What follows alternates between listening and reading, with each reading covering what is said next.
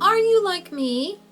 Is your mind swirling with a million ideas all at once so that you might just put your box of cereal in the refrigerator and your gallon of milk in the cupboard? If so, stick around because we're going to talk about chalkboarding. Hi there, dear mommies. I'm Sherry Hayes, and I'm kind of an interesting gal. I have 15 children, and I've been homeschooling for over 36 years. And I love to share wonderful ideas with mommies like me and like you. So if you want to, you can grab something to do. Like maybe you need to sew up the holes in your boys' jeans or something like that. Do people sew up holes in jeans anywhere? I don't know. But anything, grab something to do while you listen and we dig into the good life in Jesus. Now, today we are continuing our foray into the world of serious organization. As I have discussed before in the introduction podcast to this series on being seriously organized, I am the wife of one energetic but retired man. I'm the mother of 15 children, as I said, and the mom-in-law of 8 spouses, and I'm the grandmother of 20 grandchildren. Now, all of these people need me in one way or another, even if only via concern and prayer, in different ways and at different times. Almost none of their needs are predictable or consistent. Their schedules are mostly erratic, and their needs vary according to age, availability, proximity, etc.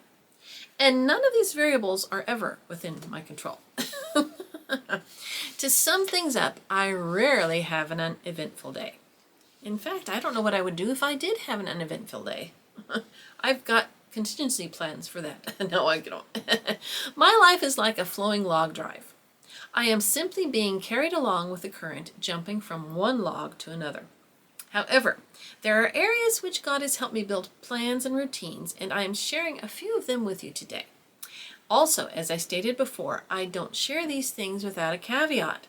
The caveat is this: these are the routines God has helped me create for my specific life situation.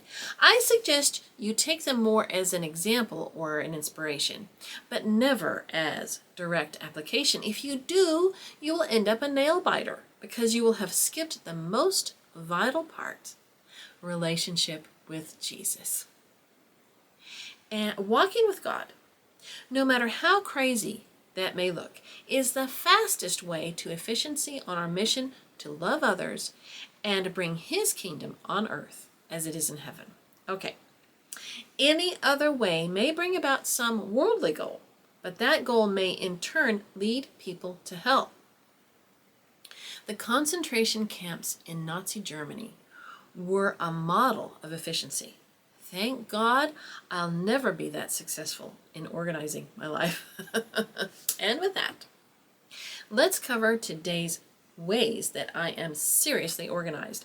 Number 1, by chalkboarding. Number 2, in my personal care. And number 3, by zoning. Now, first of all, let's talk about chalkboarding. If you enter my house, the first things you're going to see are the 2 chalkboards I have on my refrigerator. Now, I made these chalkboards by using some old game boards that I covered with chalkboard contact paper. You know what I'm talking about. The top one is for meal prep, and I meal plan a little bit on there. I'll make a quick shopping list sometimes.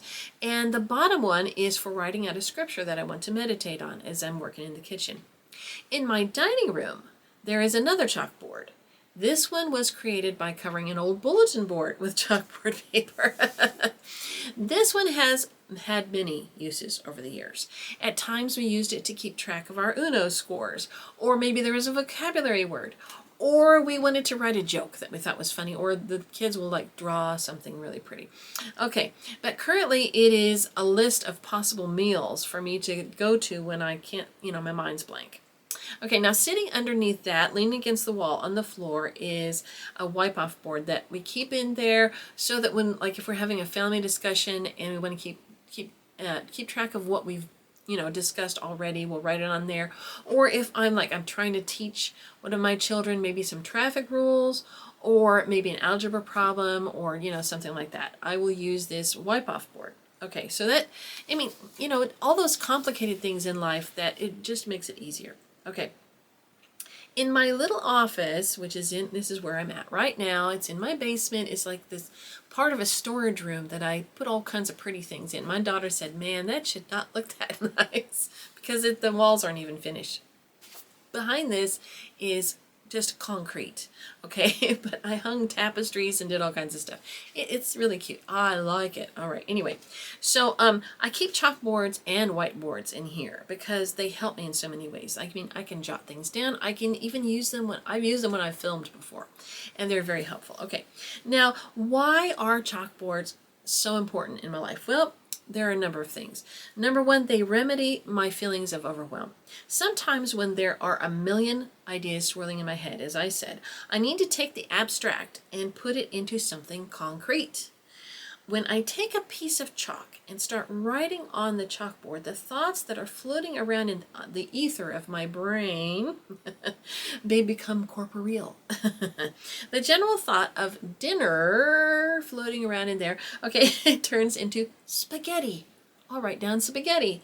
And that in turn will turn into noodles, hamburger, tomato paste, spices, which becomes eventually 2 simmering pots on the stove. I can do that, all right? And then I have to remember, okay, I went to get some bread and butter and some desserts. So I'll write all those things down, and it's just like, oh, okay, now it's not floating around. Now it's something real.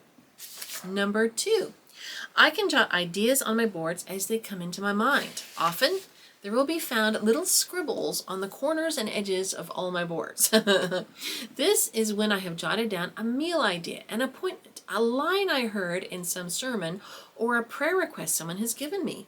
Later, after the dinner dishes are done, I grab a planner or journal and I add in all those little notations. This is especially helpful when I am formulating content for my online presence, since some of my best ideas come to me while I'm either doing the dishes or cleaning the floors, and if I don't write them down right away, I lose them. Are you like that too? Okay, number 3, chalkboards increase the scope of my creativity.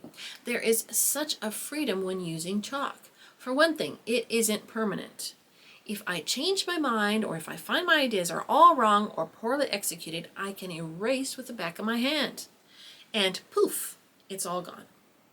This allows me to write down or draw anything and everything I think of without worrying whether it is correct or usable.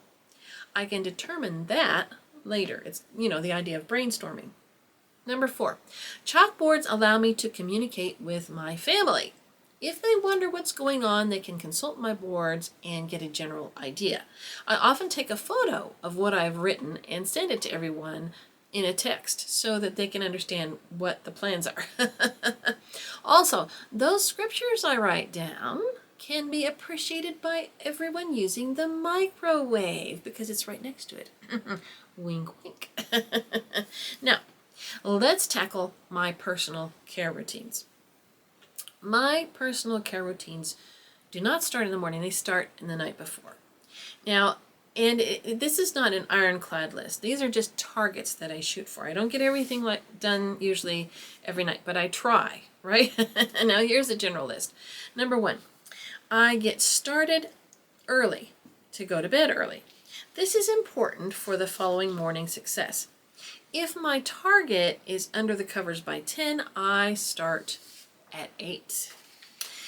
Number 2, I set out clothes for the next day. This keeps me from making decisions during early morning brain fog.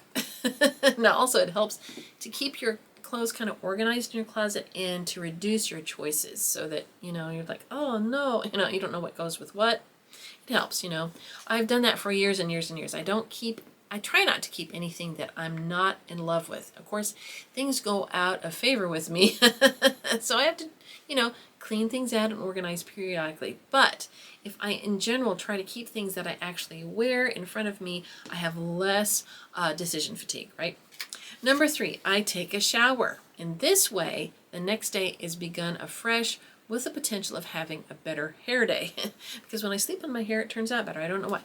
Okay, number 4, I brush and floss. That's a target, right? Number 5, I moisturize and care for my calloused feet. Now, do any of you need to use a grinder for this? Because I have a grinder for my feet. Yes. Number 6, I do something creative. Now this could be arting, which I art for my covers. I love to do that. Or it could be doing some other kind of handiwork. Like for Christmas, I've got some plans to make some things for grandchildren and children, and so I'm working on that. Number 7, I read the Bible. Now, I usually use my Bible app for this, and sometimes I'll read a verse, sometimes I'll read a chapter or a passage. It might be multiple chapters, it depends. Okay. Number 8, I try to read a book every night. It might be a biography or a self-help or history or something that I want to read at night. Number 9, I do some Duolingo lessons. Now, Duolingo is one of those things that I think is fun, and it just keeps me in having that little tiny bit every day. I've been doing just 10 minutes on Duolingo of my favorite language every day for like almost 3 years. And I am seeing results. I'm much farther than I was when I started. That's for 100%. And it's been a lot of fun. It's just a little thing that I do. Okay. Then the next morning, this is my list. Okay. Number 1, time with God. Now, this is the first thing I do. Not everyone can do this. Remember, this is my life at my current season. I don't have small babies at home. I don't have nursing babies in bed with me. When I had nursing babies in bed, I do have a video on what I would do, and that's called the THE system. And you'll have to look that up, or I'll try to link it below if I can remember. Anyway, but in this time in my life, I can wake up before everyone else. And I have to do that because if I don't do that first thing and take that time with God, it gets pushed farther and farther and farther out, and it never gets done. I've tried it many times. Okay, so I have to be strict with myself, and I have to wake up early if I'm going to get the benefits of being in God's presence. And I need His presence. I am desperate for it every day. Okay, now number 2, I write down my quick plan. So I may have had, like in the night before, I may have had like items that I need to get done. In the morning after prayer, that's like I said, that's when I've consulted with God, I have peace, and then I can write down actually what I'd like to see done in that day. I submit that to God and I say, Lord, you can change these plans if you want. This is like what I'd like to do. Please help me today. And then that's it. And then I just move on, right? Now, let's see. And number 3, I have tea time with my husband. Now, this is something newer I've been doing since he's been retired. He needs to connect with me in the morning because I go off and I get all crazy busy and he gets all crazy busy, and then we miss each other. I know it seems silly, but the older our children have gotten, it seems like the more distracted we are from spending time together. Does that make any sense? I think it's because all the schedules are out the door and we're always doing something different every day.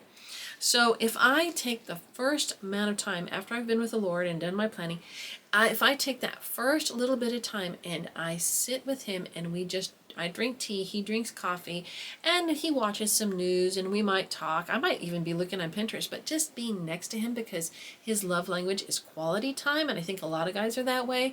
Just me spending that quality time with him makes him feel really, really loved. And so if I put that first, I find out we have a better day together. And you know what? Actually, I need it too. It's not just for him. Okay. Now, number 4, in the morning, since I prep the night before, all I have to do for personal hygiene is stick on my clothes, brush my teeth, put my makeup on, and fix my hair. And then it's so simple in the morning that it takes me 30 minutes tops to do that. After this, I go out and I connect with everyone else. And then the day is off. It's crazy, but I love it. Not complaining. All right. Now, let's talk about zoning. A home is more than some wood frames with sheetrock and roof. It is made up of areas of congruent use. As the mother in charge of this home, putting these areas into zones helps make sure all the responsibilities are taken care of in a systematic manner. Now, that was a mess of word salad, I think. I think I should have been a writer of boring brochures. Let's back up and let's simplify that. Okay. I split things up into zones so I can handle them more easily. Ta-da! They're much easier to handle. Okay. Now, so our home is split up thusly. This is how I split up my home. Your home is probably very different. If you're doing zones, you probably got a whole bunch. Like if you have farm animals, if you have, a garden or anything else, it's going to look different for you. But this is mine. Okay. Number 1, kitchen and dining room zone. Number 2, living room hallway zone. Number 3, bathroom zone. Number 4, bedroom 1 zone. Number 5, master suite zone. Master suite zone. That's what I meant to say. Number 6, basement general area zone. Number 7, laundry room and laundry zone. Number 8, bedroom 3 zone. Number 9, bedroom 4 zone. 10, office zones. 11, garage zone. 12, outside zone. 13, car zones. Okay, so that's a lot of stuff. This way, when I have everything in zones, I can assign these to different parts of the week and the month and the year, which I know you want to know about, but we'll just have to wait till I tackle that later. Okay, so in another video. As I've shared in previous videos, my lifestyle of serious organization is based on the biblical idea expressed in this verse. A man's heart plans his course, but the Lord determines his steps. So I have things I want to do in my heart, that's the desires of my heart, but I let the Lord, tell me which step to take. Now, there are 2 distinctives which make these part of my serious organizational lifestyle. Number 1, I allow God to help me build these plans and routines so that they flow with His plans. And number 2, I allow these plans and routines to be rerouted or forgotten altogether whenever necessary. And I accept this with grace and expectation that God is going to help me keep on top of the log flow of my life anyways. Now, if you just stumbled upon this podcast, I hope you will take the time to watch the foundation video for this whole series. Okay, and it'll be linked in the description below.